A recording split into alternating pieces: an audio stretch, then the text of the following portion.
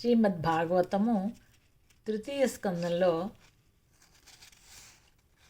దేవహూతి అడిగిన భక్తి రహస్యం, భక్తి కలిగించుకునే విధానం ఎలాగా అని అడిగిన దానికి కపిల మహర్షి ఇట్లా చెప్తున్నారు. ఇంకా ఇట్లా చెప్తున్నారు. కోపం తొలగించుకోవడం అంటే కోపాన్ని ఆపడం కాదు, సంతుష్టిని అలవర్చుకోవడం. జీవుని యొక్క, ఈశ్వరుని యొక్క యథార్థ జ్ఞానం గ్రహించాలి. జీవుడు తత్వం చేత ఈశ్వరుడే అని తెలియాలి. ఒక గృహం కడితే అందులో గదులు ఉంటాయి, గదుల్లో చోటు ఉంటుంది. ఆ చోటు వంటి వాడు జీవుడు. ఆరు బయట లాంటి వాడు దేవుడు. ఇల్లు కట్టక ముందు గదుల్లో ఉన్న చోటు కూడా ఆరు బయటలో ఉన్న చోటే. కట్టిన తర్వాత కూడా దాంట్లోని అఖండత్వము, పవిత్రత్వం చెడిపోలేదని ఊహించవచ్చు. గదిలో దుర్వాసన ఉన్నా కానీ అది చోటునికి అంటుకోదు. అలాగే కూడా జీవుడు ఈశ్వరుడే అని తెలియాలి. కథ పవిత్రంగా ఉండాలంతే. ఈ తెలివి వల్ల బుద్ధి ఇంద్రియాల వైపుకు మనస్సుగా ప్రసరించడం మాని తన వైపుకు మళ్ళీ తానుగా ఉంటుంది. ఈ తెలివి వల్ల బుద్ధి అందలి సంకల్ప వికల్పాలు మొదలగు స్థితులన్నీ కరిగిపోయి తానుగా ఉంటాడు. కరగక ముందు సంకల్పాలన్నీ ఘనీభవించంటే అది కావాలి, ఇది కావాలి, ఆ నమ్మకాలు, ఈ నమ్మకాలు అవన్నీ కరిగి ఒక్క నమ్మకంగా ఉండాలి. అదే భగవంతుడు అని తెలుసుకోవాలి. పాత్రలోని మంచుగడ్డలన్నీ కరిగిపోతే ఒకే జలం కదా అవుతుంది. అలా ఉండాలి. జీవుడు పరమాత్మ అని తెలిసిన వెనుక పరమాత్మనే అన్నిటి యందు సూటిగా దర్శనమిస్తాడు. కంటికి సూర్యుడు ఎంత స్పష్టంగా ప్రత్యక్షంగా అవుతున్నాడో అలా కూడా దేవుడు మనకి కనిపిస్తాడు. ఈ సాధనతో ఆత్మలకు నాయకుడైన శ్రీమన్నారాయణని దర్శించవచ్చు. అప్పుడు తన యందు అహంకారమునకు తావుండదు. అది అసత్యమైపోతుంది. సత్యమైన దేవుని వెలుగుచే అసత్యం మాయమైపోతుంది. ఈ దృష్టితో చూసిన వారికి సృష్టి మొత్తానికి కారణం ఉండదు. అందరి సన్నివేశాలు కూడా కారణం లేదు అని తెలుస్తుంది.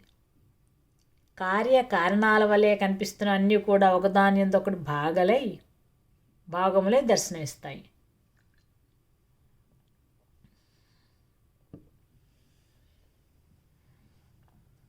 స్థూల దృష్టితో చూస్తే మన అన్నం తినడానికి కారణం బియ్యము మొదలైనవి. నిమిత్త కారణం బియ్య కొట్టువాడు, వండి పెట్టేవాళ్ళు మొదలగువారు, భార్య మొదలగువారు. ఇంకా విస్తృతపరుచుకుంటే ధాన్యం పండించు రైతు నిమిత్త కారణం. వాడు పండిస్తున్నాడు కాబట్టి మనం తింటున్నాం. అంతకుముందు వరి మొక్క ఉంది, దానికి కారణం విత్తనం. వరి మొక్క మొలుస్తుందంటే విత్తనం కారణం. దానికి కారణం వరి మొక్క. ఈ రెండింటికి పరస్పరత్వానికి కారణం బీజాంకుర పరిపాక ప్రకృతికి కారణం యోగమాయ. దానికి కారణం భగవంతుడు కారణం. వాని యందు లోకంలోని కార్యకారణాలన్నీ అంతర్భాగాలే ఒక్క వెలుగుగా దర్శనమిస్తాయి. ఈ వివరం తెలియడం వల్ల జీవి పరిపూర్ణుడై సర్వవ్యాపి అయి పరబ్రహ్మాన్ని పొందుతాడు అని చెప్తున్నాడు కపిల మహర్షి. ఇంకా ఇలా చెప్తున్నాడు. ఇలా ఆత్మను తెలిసిన వానికి విష్ణు స్వరూపం దర్శనమిస్తుంది. ఆకాశంలో వెలుగుతున్న సూర్యుని కిరణము భూమికి నీటి యందును ఇంటి గోడల యందు పడి ప్రతిబింబిస్తూ ఉంటుంది. కిటికీల్లో నుండి కూడా ఇంట్లోకి పడిపోతూ ఉంటుంది. సూర్యకిరణాలు ఇంట్లో పడుతుంటాడు. వెలుగు కాకుండా కిరణాలు కూడా పడుతుంటాయి. ఇలా ప్రతిబింబము చెందుతున్న సూర్యుని వెలుగును గమనించి మనము గగనమున సూర్యుని అస్తిత్వాన్ని ఉన్నాడని. అలాగే మనస్సున, బుద్ధి యందు, అహంకారంలోను, దేహమునందలి నాడులందు, ఇంకా ప్రతి కణమునందు, పరమాణువునందు ప్రతిబింబముగా ఉన్న అంతర్యామిని సాధకుడు గుర్తిస్తాడు సాధన చేస్తే. నారాయణుడు సర్వజీవులలో అంతరాత్మగా నుండి ఆత్మదర్శనం చేసిన వారికి దర్శనమిచ్చును. జీవుడు పరమాత్మయందు ఆసక్తి గలవాడైతే పంచభూతములో ప్రకృతి యందు లీనమై వాసనామాత్రంగా ఉంటాయి. అంటే వేగిన విత్తనాల్లాగా ఉంటాయి. జీవుడు పరమాత్మ యందు ఆసక్తి కలిగితే కనుక అక్కర్లేని వాడి జోలికి వెళ్ళదు. వేగిన విత్తనాలు మట్టిలో వేసినా మొలకెత్తవు కదా, అలాగా కనుక కర్మలను మొలిపించవు. వాసన మాత్రంగా ఉంటాయి కానీ పరమాత్మ ఏం దాసం అయితే కర్మల్ని మొలిపించవు. నిద్రలో మనకు దేహాదులు ఎలా ఉంటాయో అట్లుంటుంది.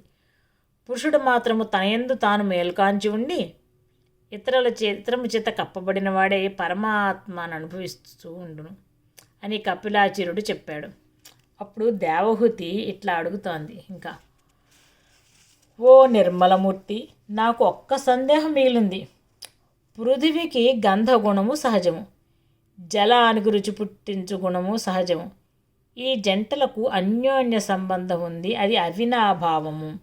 ఒకదానిని విడిచి మరి ఒకటి ఉండదు. అట్లా జీవుని యందు ప్రకృతికిని ఆత్మకును అన్యోన్య సంబంధం దగ్గరై ఉంది కదా. అట్టిచో ఆ ప్రకృతికిని ఆత్మకును ఎడబాటు ఎలా సంభవిస్తుంది?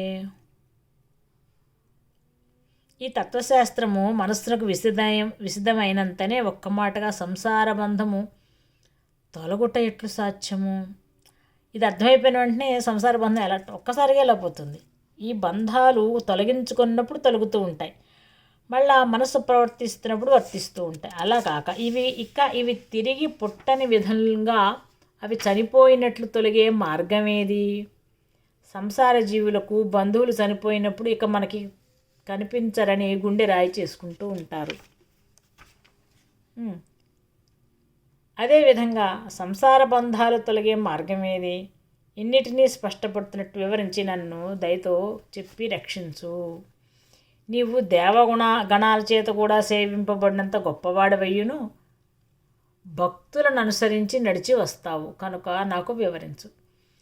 అప్పుడు భగవంతుడు ఇట్లా బోధ చేశాడు. తల్లి, ఈ దిగువన చెప్పుబడు క్రమమును అవలంబిస్తే పురుషుని ఆశ్రయించి అంటుకొని ఉన్న ప్రకృతి నీవు కోరినట్లుగా దగ్ధమై మాయమైపోతుంది. నీకు నేను ఆ క్రమము చెప్తాను, నిదానంగా క్రమాన్ని అనుసరించి ప్రవర్తించు. 1. మనస్సున కారణం కల్పించుకోకుండా తన పని తాను చేయుట. ఈ పని చేయడానికి ఇది కారణము అని కాకుండా తనకి ఏం పని ఉందో అది చేసుకుంటూ వెళ్ళడం 1. 2. హృదయము నిర్మలముగా ఉండడానికి నిరంతరముగా గుర్తించి చూసుకోవడం. హృదయం నిర్మలంగా ఉందా లేదా, ఏదన్నా ఆవేశాలకు లోనవుతుందా అని నిరంతరంగా గుర్తించి చూసుకుంటూ ఉండడం 2. నిర్మలత్వానికి ప్రతిబంధకాలైన భావాలు ఎలాంటివో గుర్తుంచుకొని అవి తొలగించడానికి ప్రయత్నం చేయరాదు. ఏమేమి మనకు అడ్డొస్తున్నాయో అవన్నీ తీసేద్దాం అనే గుర్తు చేసుకుంటూ ఉండదు. అలా గుర్తుంచుకుంటూ వాటిని స్మరిస్తాం కాబట్టి హృదయానికి నిర్మలత్వం అసాధ్యం. నిర్మల హృదయముల చరిత్రలను స్మరించి కీర్తించుకొనడం వల్ల హృదయము నిర్మలం అవుతుంది. అంతేగాని ఏది మనకు కష్టమో అది అది తొలగించడానికి మనం ప్రయత్నం చేయకూడదు. 3. నిశ్చయంగా ఏర్పడిన భక్తి యోగం. నిశ్చయం అంటే భగవంతుని నమ్మాలి అని నిశ్చయించుకోవడం కాదు. ఉన్నదంతా భగవంతుడని నిత్య జీవిత వ్యవహారమున వెతుకుట ఆరంభిస్తే భక్తి యోగం నిశ్చయమైపోతుంది. ఉన్నదంతా కూడా భగవంతుడే అని నిత్య జీవిత వ్యవహారంలో వెతకాలి. ఎందులో చూసినా భగవంతుడే కదా, అలా వెతుకుతూ ఉంటే భక్తి యోగం నిశ్చయమైపోతుంది. ఇంకా 4. మహానుభావుల కథలని ఇందాక చెప్పాము కదా, మంచి వాళ్ళ కథలని కీర్తించుకుంటూ సచ్చరిత్రలా చదువుతూ ఉంటే హృదయం నిర్మలవుతుంది. అలాగే మహానుభావుల కథలను విని ఆనందించగలగడం వలన మిగిలిన వాని యందు పట్టు సడలవలెను. ఇక్కడ చదువుకుంటూ కూడా అది కూడా జ్ఞాపకం ఉంటుంది, అలా కాదు, అది వదిలేసి ఇది పట్టుకుంటూ ఉండాలి. చూడబడిన ప్రతి వస్తువునందు ప్రకృతి పురుషులను గ్రహిస్తూ అందున్నది ఆత్మ మాత్రమే అని సత్యము ఎట్లా పసుగుతుంది అని చూసుకుంటూ ఉండాలి. ఈ చూపునే పెద్దలు జ్ఞాన సముపార్జనము అంటారు. 5. తపస్సుతో కూడిన యోగాభ్యాసాన్ని నిరంతరం ఆచరిస్తూ ఉండడం వల్ల కోరికల యందు పట్టు సడలుతుంది. తపస్సుతో కూడిన యోగాభ్యాసం, దీన్నే పెద్దలు వైరాగ్యము అంటారు. వైరాగ్యం అంటే అక్కర్లేని వారిని పట్టించుకోకుండడం అనేది చెప్పారు పతంజలి యోగంలో. 6. తనను తాను ఆత్మ అనే వెలుగుగా ధ్యానం చేసుకుంటూ ఉండాలి. అందువల్ల చిత్తము నానా దిక్కులకు ప్రసరించడం మాని వెనుకకు వెళ్ళి తన యందు ప్రవేశించి మాయమైపోతుంది. తను తాను ఆత్మ అనే అలా వెలుగులా ధ్యానం చేస్తూ ఉంటే చిత్తం నానా దిక్కులకే వెళ్ళదు. ఇంకా నేను ఆత్మనే అని జ్ఞానం చేస్తే ఎక్కడికైనా వెళ్ళమా తన యందు ప్రవేశించి అక్కడే మాయమైపోతుంది. ఇక్కడ నదులు కాలువలుగా చెరువులుగా చీలిపోయినప్పుడు నానా ప్రదేశాల భూముల యందలి రంగు రుచి వాసనలు పట్టించుకుంటూ ఉంటాయి.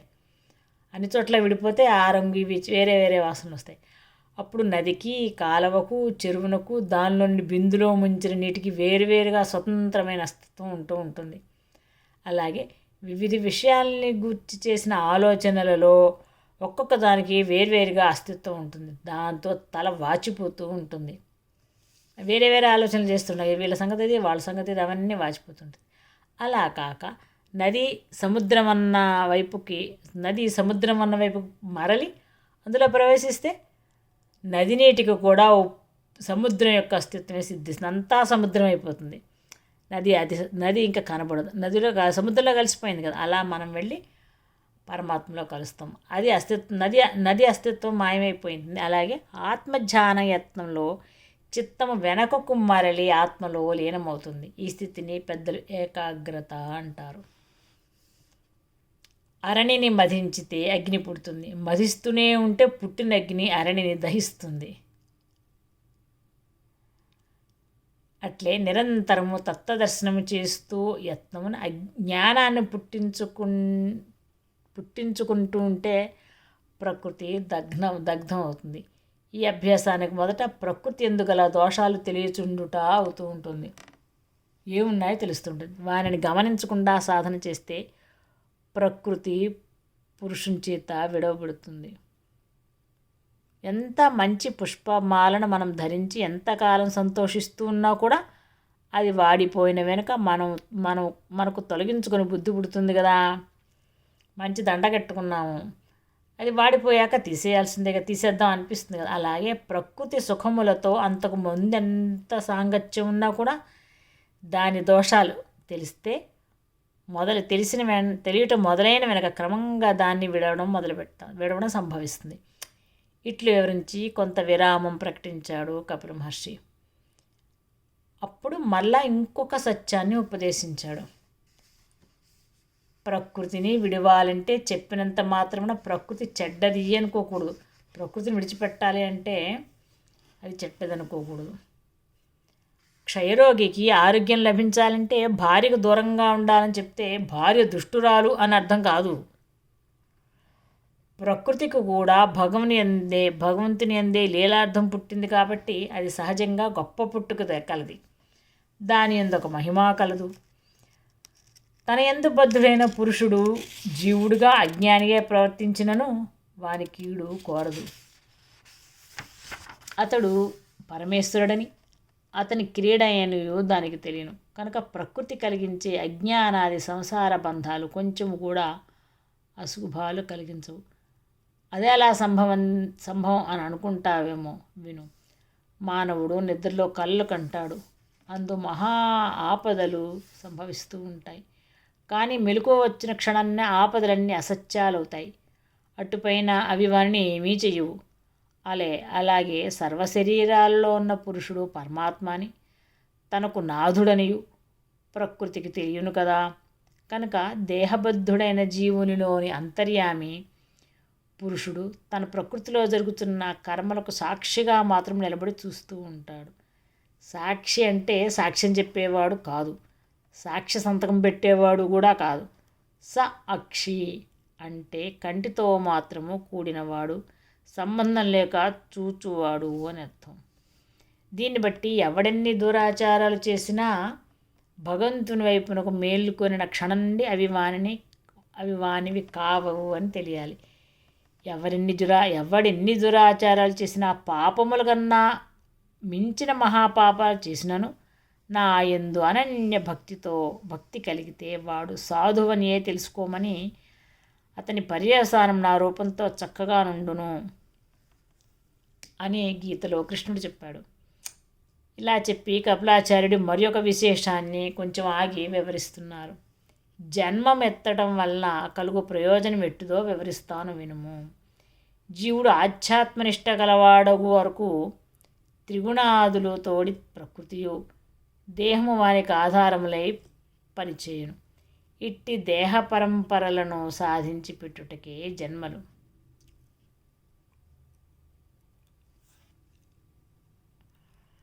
ప్రకృతి సహజంగా జీవుని పరమేశ్వరుడని గౌరవించును కాబట్టి ప్రకృతి సహజంగా జీవుని పరమేశ్వరుడనే గౌరవిస్తుంది కనుక కొన్ని జన్మలలో సన్నివేశాలను కల్పించి ఆత్మ మార్గాన్వేషణానికి పాకం కలిగిస్తుంది. ఒక్కమారు ఆత్మయను వెలుగున్నట్టు ఊహించి ఆ వైపునకు జీవుడు మొగ్గుట ఆరంభించును. అప్పటి నుండి అతడు ప్రకృతి బంధం తొలగించుకుని తాను దేవుడిగా గుర్తించే వరకు వానికి ప్రకృతి జన్మలిస్తూనే ఉంటుంది. త్రిగుణాదులను పనిచేయించుతూనే ఉండును. అటుపైన వాని ఇష్టం. అట్టిష్టమునకు ప్రకృతి వేచి ఉంటుంది. ఈ మొత్తము దేవుని క్రీడ. ప్రకృతి యందు బద్ధుడై జన్మలెత్తుతున్న సంసారికి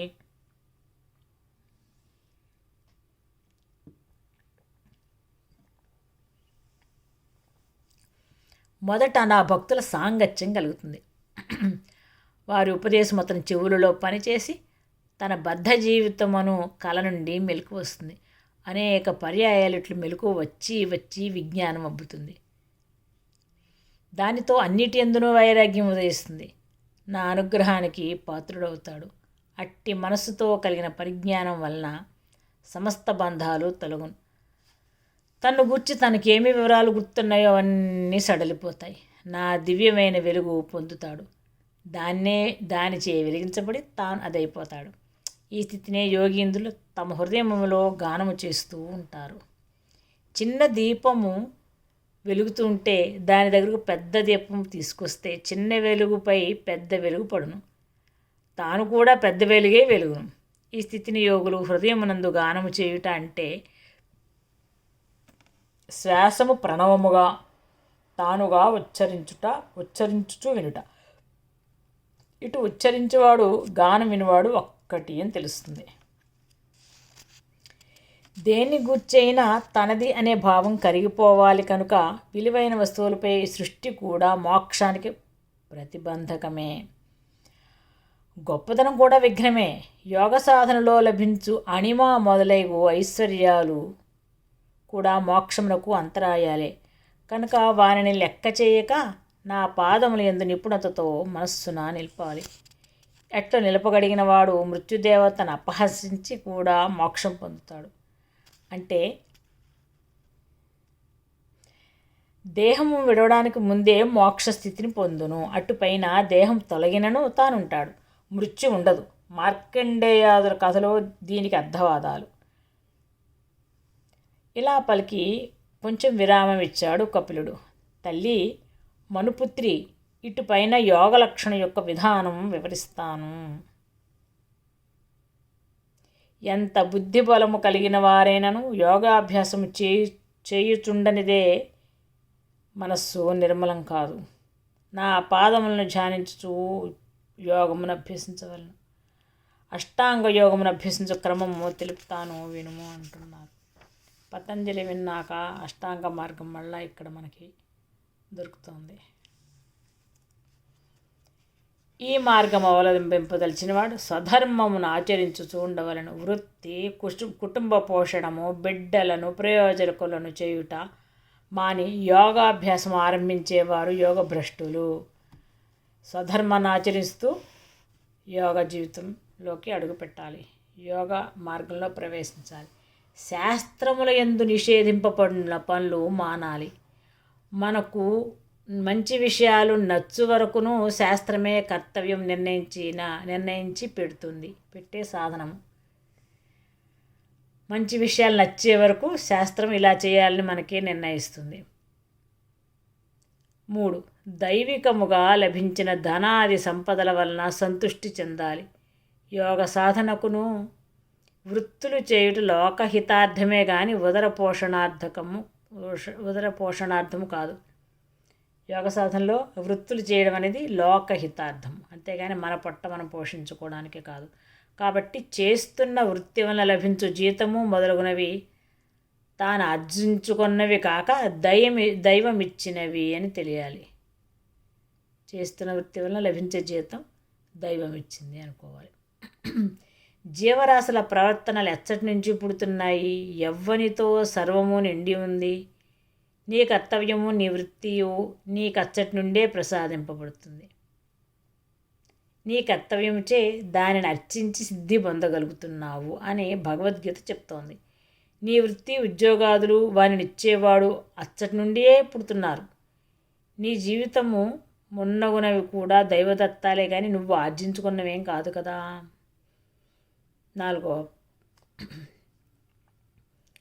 నాలుగవది మహాభాగవత జనుల పాదారవిందములు అర్చించుచుండవలెను. 5 మోటైనవి వెకిలి అయినవి ఏహ్యమైనవి నీచమైనవి అగు పనులు మానేసేయాలి. మోటైనవంటే ఇతరులను లెక్క చేయకుండా ఉండడము, ఇతరుల దేహాదులకు బాధ కలిగించడము, అతిథిగా ఒకరింటికి పోయినప్పుడు వారికి అసౌకర్యముగా తన యోగాభ్యాసము దుకాణం పెట్టరాదు. నలుగురు తిరుగుచుండు చోట చిన్న గుడ్డ కట్టుకుని స్నానం చేయుట, తాను భుజించు వరకు స్త్రీ బాలవృద్ధుల సహితంగా మిగిలిన వారు భుజింపరాదని శాసించుట మున్నగినవి. వెకిలితనం అంటే అన్నం తింటుంటే లొట్టలు వేయడము, చేతికి మూతికి పూసుకోవడము, నలుగురిలో సగర్వముగా భార్యను కౌగిలించుకోవడము మున్నగునవి. ఏహ్యం అంటే బాటయందు జంతువుల వలె పట్టపగలు మూత్రాదులను విడుచుట, బూతులతో సంభాషణ, తిట్టుకొనుట, కొట్టుకొనుట, తన్నుకొనుట, ఒకరిని గూర్చి రహస్యంగా ఇంకొకరితో చెడ్డగా చెప్పుట ఏహ్యం. ఇంకా నీచమైన పనులంటే ఆశ్రితులకు దాసీ జనముల ఎడ లోభిగా ప్రవర్తించుట, వ్యభిచారము, మద్యపానాదులు, రిక్షావానితో జట్కావానితో ఇచ్చే డబ్బు గురించి కలహాలు పెట్టుకొనుట, మోసము, అసత్య సంభాషణలు మొదలైనవి. 6 మోక్ష ధర్మముల యందు ఆసక్తి. మోక్ష ధర్మాలంటే పూజ, భజన, సంకీర్తన, పుణ్యక్షేత్ర తీర్థయాత్రలు చేయడం మొదలండి వీటి యందు ఆసక్తి కలిగి ఉండాలి. 7 పరిశుభ్రమైన ఆహారమును మితముగా భుజించుట. 8 జనసమ్మర్ధము లేనిది, ఇతరులకు బాధ కలిగింపనిది, ఇతరుల వలన బాధలు కలగనిది అగు ప్రదేశమున నివసించుట. దైవ కార్యాలే అయినను మహోత్సవాలు, తిరునాళ్ళు, జాతరలో మున్నగు వానియందు పాల్గొనరాదు. ప్రశాంతిని భంగపరచు జన సమ్మర్ధములలో దూరరాదు. 9 హింసాబుద్ధి మానాలి. అట్లే దొంగ బుద్ధి మానాలి. ఇతరులు చూడకుండా చేయాల్సిన దుష్కార్యములను మానాలి. మరియు ఇతరుల వస్తువులపై మనస్సు పోవుట కూడా దొంగ బుద్ధియే. 10 డబ్బు కానీ వస్తువులను కానీ తనకంత ఉపయోగించునో అంతే స్వీకరించడం నేర్చుకోవాలి. శిష్యుని పండ్ల తోటలోనికి గురువు పోయినచో శిష్యుడిచ్చు ఫలములను తిని పంచిపెట్టగల సంఖ్యను మాత్రమే స్వీకరించుట యోగబుద్ధి. ఎంత తినాలో అంత తినాలి, ఇంకా పంచిపెట్టవలసినవి మాత్రమే తీసుకోవాలి. ఎక్కువ స్వీకరించి చేరవేస్తే కుళ్ళిపోవటయే ఫలితం. తన మీది గౌరవంతో బంధుమిత్రాదులు భోజన పదార్థములు అధికంగా వడ్డిస్తారు. వారి ఆదరమును బట్టి భుజింపరాదు, తన ఆకలిని బట్టి భుజించాలి. 11 సత్యము పలుకుట, బ్రహ్మచర్యము, శుచిగానుట, వేదాది గ్రంథాలు పఠించుట, తపస్సు అభ్యసించాలి. వాక్కును మనస్సును దేహాన్ని సక్రమంగా ఉపయోగించుట అభ్యాసం చేయుటయే తపస్సని భగవద్గీత చెప్తోంది. 12 నిత్యము దేవతార్చన చేయుట, మౌనమును అభ్యసించుట. 13 ఆసన సిద్ధి. ఇది పద్మాసనాదుల సిద్ధి అని కొందరు వివరించిరి. కానీ అష్టాంగ యోగంలో ఆసనం అంటే పదానికి అర్థమే వేరు. స్థిరముగా సుఖంగా కూర్చుంచుట ఆసనము అని పతంజలియు, ఆత్మకు సుఖమైనది ఆసనము అని భగవద్గీత చెప్తున్నాయి. స్థిరత్వము, సుఖము దేహానికి సంబంధించినవి కాదు కనుక ఆసనం అనే పదానికి శీర్షాసనము, హలాసనము, పద్మాసనము మున్నగునవి మొత్తం అని అర్థం కాదు. హృదయమున మనస్సును ఆసీనము చేయుట యోగ సాధన యందు ఆసనం. హృదయంలో మనము మనస్సును కూర్చోపెట్టాలి, అదే ఆసనం. మిగిలిన ఆసనాల అభ్యాసం వలసినంత వరకు యమము అనబడే మొదటి యోగాంగమున అంతర్భూతమవుతుంది. ఆసన సిద్ధి వల్ల స్థిరత్వము చిక్కును మరియు శ్వాస తన వశము అగును. ఇంద్రియాలను నిగ్రహించుటకు ప్రత్యాహారం అభ్యసించాలి. ఇంద్రియములు బాహ్య వస్తువుల యందు ప్రసరించుతున్నప్పుడు ఇంద్రియ ప్రవృత్తులు ఆ వస్తువుల రూపము స్వభావమును అనుసరించి ఉంటాయి.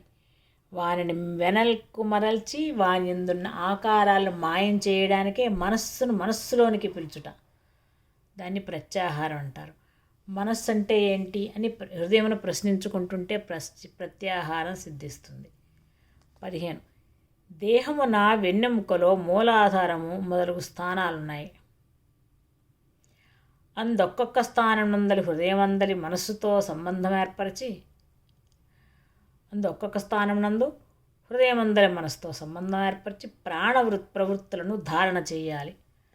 అంటే ఒక్కొక్క స్థానం అంటే మూలాధార చక్రము, స్వాధిష్టానము, మణిపూరము, అనాహతము, విశుద్ధి, ఆజ్ఞ అనబడి 6 కేంద్రాలు వెన్నెముక యందు ఉంటాయి. 7వది సహస్రారం.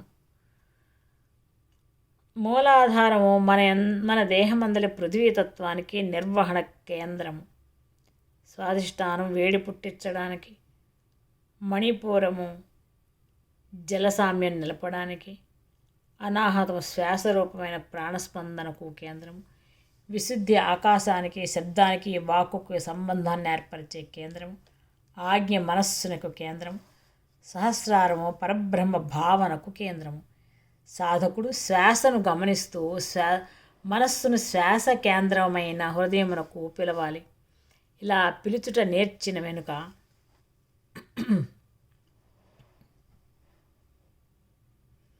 మూలాధారమును గురించి హృదయంలో ధ్యానం చేయాలి. అప్పుడు మూలాధారమున అంతర్లీనమై పనిచేస్తున్న శక్తులు, ప్రజ్ఞలు హృదయానికి వశమవుతాయి.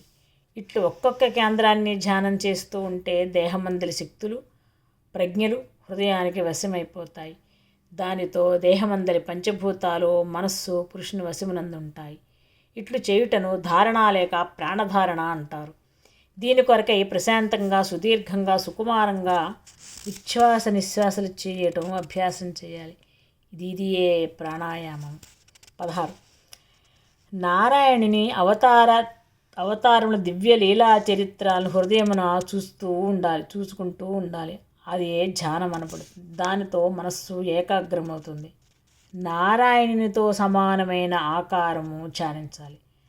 తన దేహాకారమును నారాయణుడిగా ధ్యానించాలి. దానితో సమాధి అనబడే స్థితి లభిస్తుంది. ఈ అభ్యాసాన్ని చేయడానికి శుచి అయిన ప్రదేశాన్ని ఎన్నుకోవాలి. హృదయమును కూడా శుచి అయిన ప్రదేశాన్ని కల్పించుకోవాలి. ఆ ప్రదేశమున దర్భాసనంపై చర్మము, దానిపై వస్త్రము పరిచి దానిపై కూర్చుండి ఆసనం సాధించాలి. చర్మం అంటే లేడి చర్మం అని కొందరు అనుకుంటూ ఉంటారు. కానీ తన యోగాభ్యాసమునకు ఒక లేడి బలి కావలసిన ఆవశ్యకత లేదు. ఇందొక సంకేతం అని పెద్దలు చెప్తారు. దర్భలనగా తన రోమములు, చర్మం అంటే తన చర్మము, వస్త్రం అంటే తాను కట్టుకున్నది. యోగా సాధనకు కూర్చుండడానికి ఇవి చాలునని అభిప్రాయం. లేకపోతే దర్భాసనము, లేడి చర్మం సంపాదించడానికి కొంతకాలము, అవి చిరిగిపోయిన మళ్ళా సంపాదించడానికి ఇంకొంతకాలము వ్యర్థమైపోతూ ఉంటుంది. కౌపీన రక్షణ కోసము పటాటోపము ఇన్నిటి వల్ల యోగాభ్యాసం బదులు జడభర్చుని కథ సిద్ధిస్తూ ఉంటుంది. శుచి అయిన ప్రదేశమున శుభ్రవస్త్రం ధరించి కూర్చుండి దేహాన్ని వంకర లేకుండా నిలిపి ప్రాణాయామం చేయాలి. ఉచ్ఛ్వాస నిశ్వాసాలను మెల్లగా, దీర్ఘంగా, సుకుమారంగా చేయవలెను. శ్వాస పీల్చుట పూరకం అంటారు, శ్వాస విడుచుట రేచకం అంటారు. ఇట్లు చేస్తూ శ్వాసను గూర్చి గమనిస్తూ ఉంటే మనస్సు శ్వాస యందు నిలుచును, శ్వాస మనస్సునందు నిలుచును. రెండూ ఒకటి అవుతాయి. అప్రయత్నంగా శ్వాసక్రియ నిలిచిపోవును. ఇట్లు నిలుచుటని కుంభకం అంటారు. మొదట ఇది సాధ్యమా అనిపిస్తుంది, మనము గమనింపము కానీ దినచర్యలో కూడా ఇది సిద్ధిస్తూనే ఉంది. ఆకస్మికంగా మిక్కిలి ఆశ్చర్యం లేక ఆనందం కలిగినప్పుడు శ్వాస నిలిచిపోతూ ఉంటుంది. తర్వాత ఇంకా ప్రాణాయామం గురించి తర్వాత భాగంలో చెప్పుకుందాము. ఓం తత్సత్.